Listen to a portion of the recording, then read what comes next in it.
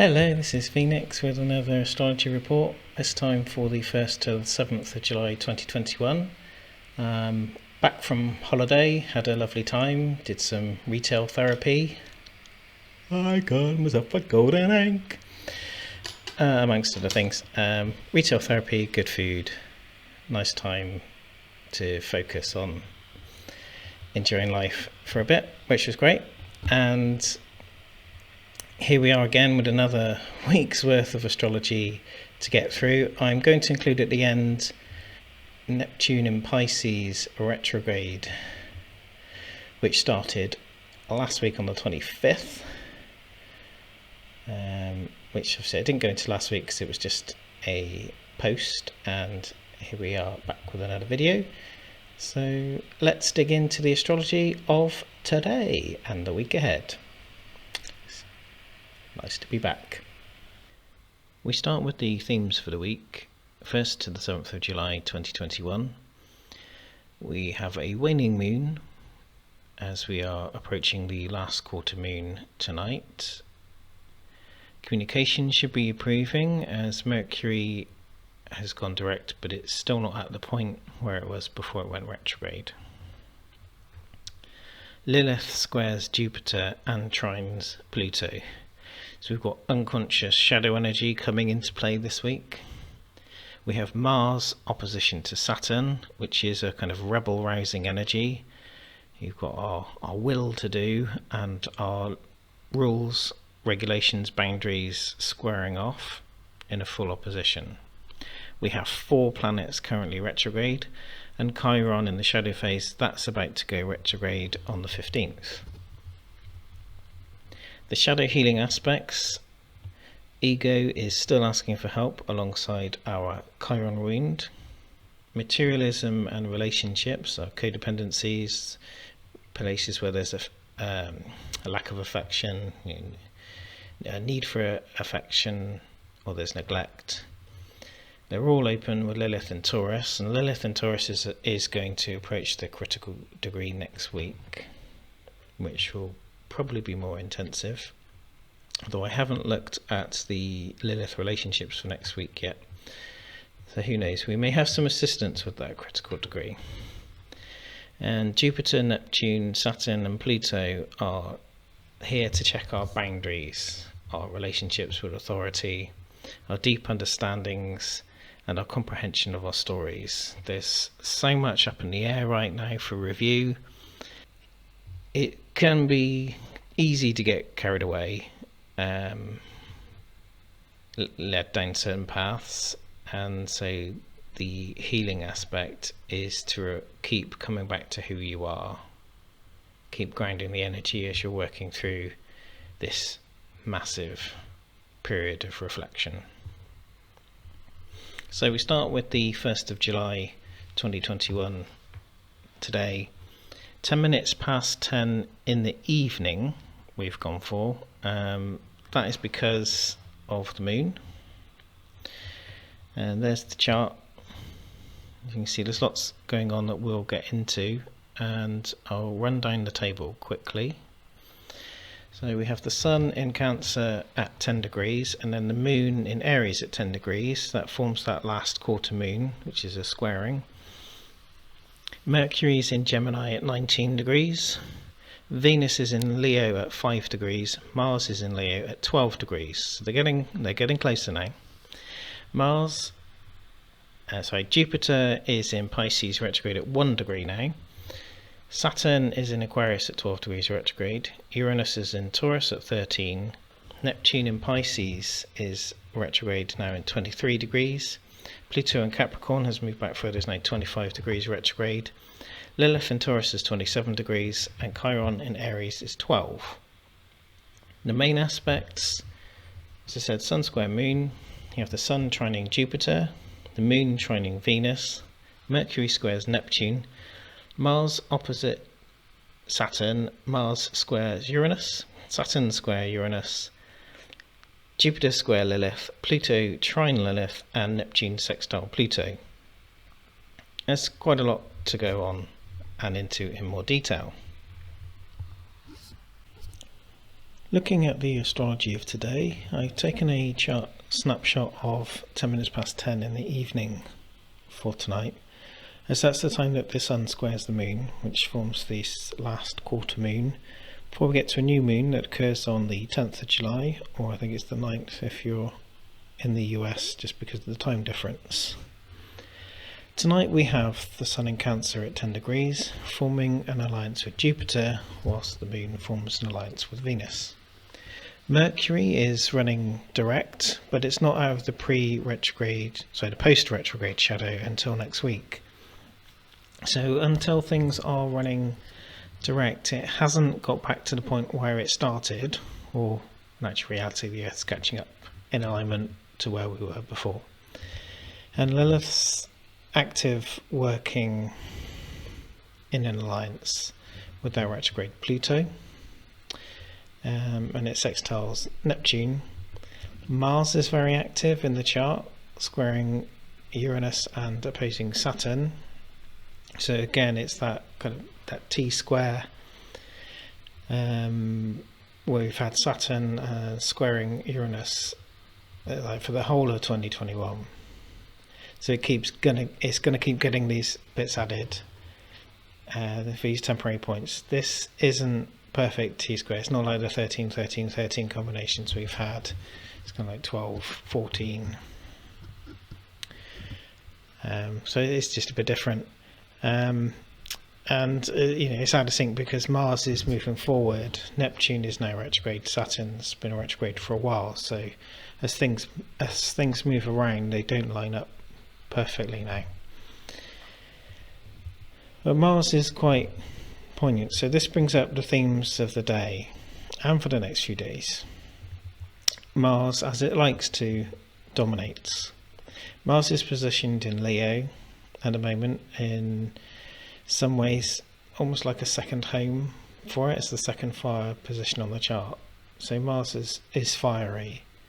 It starts the zodiac off with Aries, which is very heady and ram-like, and then it moves into the bull, Taurus, and Mars finds its feet. In Gemini, it discovers the mind, and in Cancer, it finds kind of family connection and becomes more protective. And by the time it's come to Leo, back into fire, although it's fixed this time, Mars becomes very confident in itself because it's got the lion energy. It becomes confident in itself, perhaps to the point where it can become a problem with overconfidence or a big ego. You see, Mars in Leo is about getting things done. It has this will, and now it has super confidence together to dominate, perhaps to overpower and disengage from other people's point of view. It can sometimes be like the Limp Bizkit song, it's my way or the highway.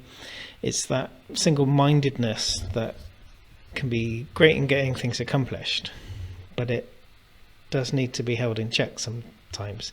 And that's where this T-square can come in handy, because we actually have retrograde planets involved. Well, we have one main one in this T-square. We have Uranus, we have the awakening planet, the awakener, alongside Saturn, which is retrograde, and they're bringing that ego check or grounding element. Remember, Saturn in Aquarius is giving us this reality check over our boundaries, confronting us with the fact that there may be some stupid rules in place, ones that make no sense to follow. So why are we following them? Is it out of fear?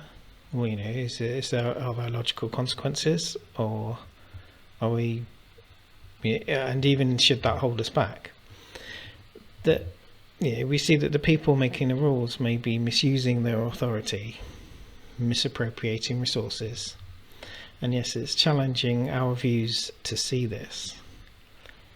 Meanwhile, Uranus is there with its big antenna. It's trying to make you see the even bigger picture. Looking ahead, like the planting the seeds, even though you have enough food now, so that you will have those crops to harvest later on. We're looking, we're putting things together, past, present and future. And Mars isn't necessarily very good at looking at the past or the future. It's all about now. So, Mars is about doing things my way. It's headstrong and can be with a pure heart. Now, I'm not challenging the authenticity of the Mars and Leo approach. There's no judgment to that. But there is perhaps an adjustment or correction to be made, or a challenge to overcome. And taking it kind of further out, we have this expansive period of 4 retrograde planets, all giving us this big deal reality check on pretty much everything. Some people have got it together already, and others will get to that point pretty soon. So Neptune is the latest, and I'll go into that at the end of the video. Neptune is presenting and lifting illusions. Perhaps it's better to say that it's lifting the veil, and it will depend on how you view, your vantage point as to what you see, and also it's how you comprehend it. So the veil lifting allows an easier path to the unseen, and because of that, the unconscious aspects of Lilith and Pluto, who are in a trine position, i.e. its helpful position, they're able to be seen. Similar in some respects to the eclipses we've recently had, which allowed other things to come through that have been blocked by all these strong energies. Plus, it's coupled right now with this Cancerian Sun, which is cardinal energy, which is protective and can be emotional, and that's squaring the Moon in Aries, which is of course headstrong, courageous, but here it can be self-absorbed lunar positioning, and it's one big battle of mind, emotion and action, and it all kind of goes in together in this big energy. And I suppose the analogy is, it's like one of those debate shows that they show on TV or on YouTube, and you get one side on the telly and they're all pumped up and they're saying, "This is the way we have to be. We have to do it this way. It can only be done this way. You have to see it my way. If you don't, you're a complete and utter moron. You're an idiot." And then the other person gets their right of reply, and they make a very salient point that bursts that bubble either a bit or completely. It forces changes to the argument. And in this instance, Mars and Leo has got different options. It can act on ego and it can keep on banging on and saying the same thing, or they can look at what's staring them in the face and make some concessions. They can make adjustments. They can alter the path. It's making corrections, move along. This journey is getting better. In some circles, this will probably be labelled as shifting timelines. So what will you see occur over the next few days? Just pay attention. As the week moves along, the moon moves through Taurus, Gemini and into Cancer, which will lead us to the second notable day for this week.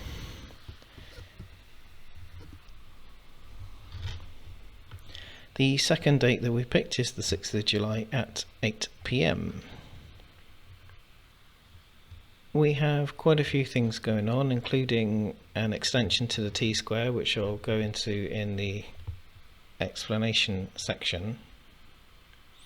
The rundown for the 6th is that we have the Sun moving to 15 degrees in Cancer, the Moon in Gemini 9 degrees, Mercury in Gemini at 23 degrees, Venus in Leo at 12 degrees, Mars in Leo at 16 degrees. See, they're getting even closer at this point. Jupiter in Pisces 1 degree retrograde, Saturn Aquarius 12 retrograde, Uranus Taurus 14, Neptune in Pisces 23 retrograde, Pluto in Capricorn 25 retrograde, Lilith in Taurus 28 degrees, Chiron in Aries 12. So aspect wise we have the Sun sextile Uranus, Sun square Chiron, Mercury squares Neptune, then we have a fixed T-square, Venus, Saturn, Uranus, and Mars is also there, although that's lessening, but it's still very present. Saturn squares Uranus, which has been ongoing, Venus squares Uranus, Venus is opposite Saturn, which is also another biggie, Venus trine Chiron, and Mars opposite Saturn is beginning to lessen. And we have Neptune sextile Pluto, Pluto trine Lilith. So let's go into that in more detail. Tuesday the 6th of July 2021 at 8 PM. So what's going on? Well, Venus has joined the T-square party, and now also it's stronger than Mars, as Mars is beginning to separate from it. It's in this T-square party in opposition to Saturn and square Uranus. As Mars and Venus are very close together now. Venus is now in Leo. It happened last week when I was on holiday, so I didn't really focus on that as my post was full moon related. Venus in Leo gets a bit of a boost in this placement. Romantic Venus is more insatiable in Leo, more lustful. It's summer, and I want to get me some lovin'. I'm a sexy lion. Say what? So at the same time as Mars is in this fixed T-square, Venus has entered the chat. Hey babe, look at me, yo! Venus opposite Saturn is a battle of the heart and the mind. And here it is, a Leo lover and a reflecting Aquarian Saturn. Venus's ego wants to be adored. Saturn wants to mix things up a little. Test the waters, test the rules. And even perhaps go a little bit psychotic. It's, there's extremes. And Venus square Uranus in Taurus is a funny one. Venus loves the Taurus energy, but Uranus is, from differing perspectives, either a troublemaker or a freedom setter. This could mean that you are looking elsewhere to serve your desires, perhaps a fling, mental or physical, just to do things a little bit different. Like, I need more attention, or I need less attention and I need more independence. I need to do some things by myself. I need some me time. Don't suffocate me.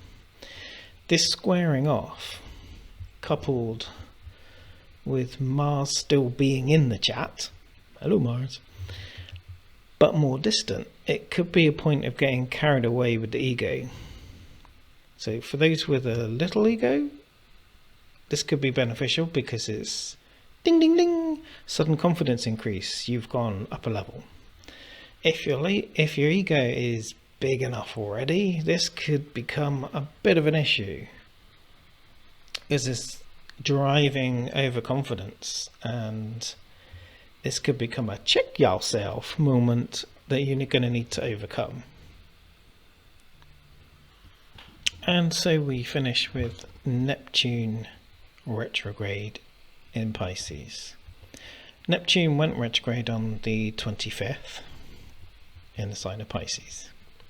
Neptune can be described as the visionary, the mystic, the illusionist, the escapist, also the deceiver, amongst other things.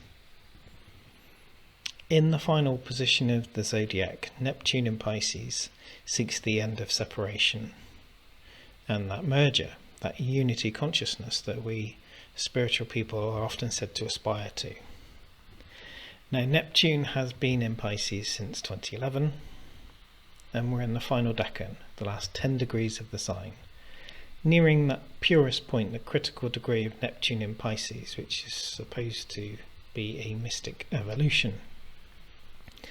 However, as you may have been able to work out over these last 4 or 5 years, humanity as a whole is visibly so far, far, far away from what appears to be a mystical or evolution or evolution.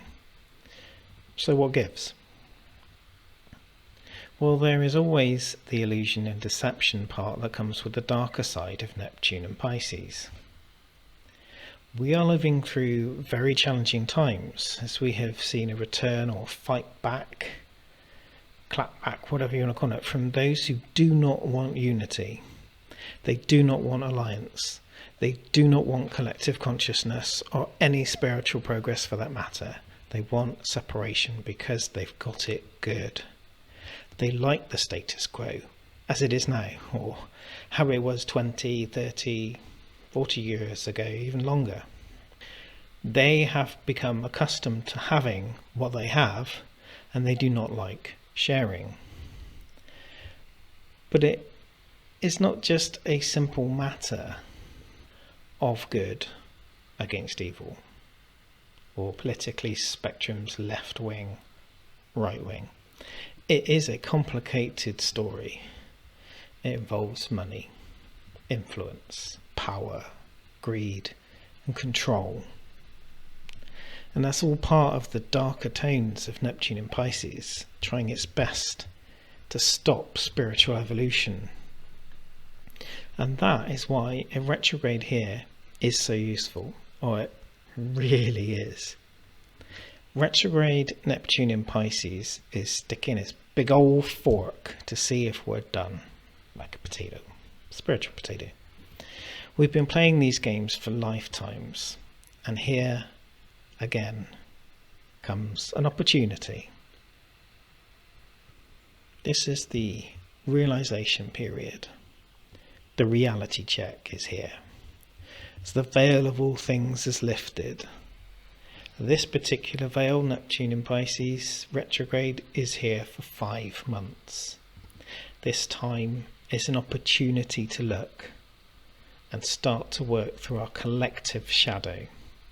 It should be easier if we've been working on our own shadow as well. Now at the moment we have Saturn rebelling in Aquarius, it's retrograde. We have Jupiter that's also in Pisces, although it's in the early degrees, and it's actually going to retrograde out of Pisces. And we have Pluto in Capricorn as part of this big retrograde party. Mercury has left with the communications, and now it's time for a bigger player to enter the mystery machine, the mystic. Chiron will also enter this party soon, which will be about our wounds, and I'll go into that when we get there. Together with Pluto retrograde in Capricorn, which lays the footing for the future Pluto in Aquarius, which might just be the most Aquarian age kind of thing that we're going to get to. This is the point to realise how we've been played, who has played us, whom we can trust, who can support us, and who we can support, who can we rely on. Because it's not necessarily been the people that we have been. It's all part of the game, and some people are very good at playing the game. Pluto in Aquarius begins in 2023, I think, with a little retrograde shortly back into Capricorn before it goes back into Aquarius. And the future hope is our Pluto in Capricorn and Pluto in Aquarius generations, because they are not going to put up with what we, for some reason, are continually putting up with, which is why the pushback is so strong now. And during this journey of retrograde, the Sun, Mercury, Mars and Venus will all be moving through these signs, through Cancer, through Leo, through Virgo, Libra, and for most I think also Scorpio. In fact, the critical moments of this retrograde occur with Scorpio, that deep, deep water. So the things to bear, the kind of key points to bear in mind for this time, this 5-month period is, and I know I'm sounding repetitive here, but it's grounding, centering yourself, being receptive, and showing discernment.